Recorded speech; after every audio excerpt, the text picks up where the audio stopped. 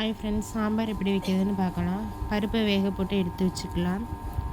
அதுக்கப்புறம் பாத்திரத்தை காய வச்சு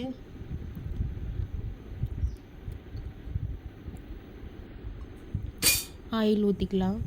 தேவையான அளவு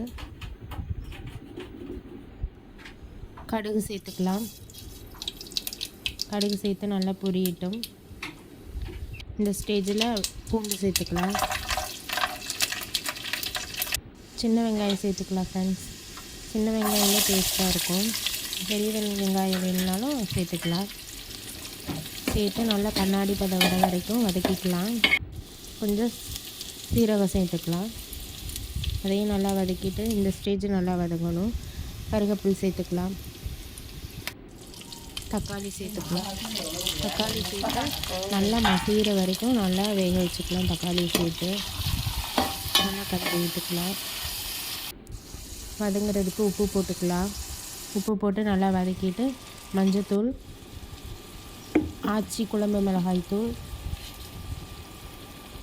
2 ஸ்பூன், 1 ஸ்பூன் மல்லித்தூள், 1/2 ஸ்பூன் மிளகாத்தூள் சேர்த்து நல்லா வதக்கிட்டு அதுக்கப்புறம் காய்கறி சேர்த்துக்கலாம். நான் எல்லா காய்கறியுமே சேர்த்துருக்கிறேன்.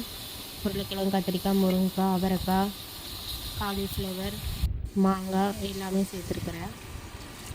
சேர்த்து தேவையான அளவு தண்ணி ஊற்றிக்கோங்க.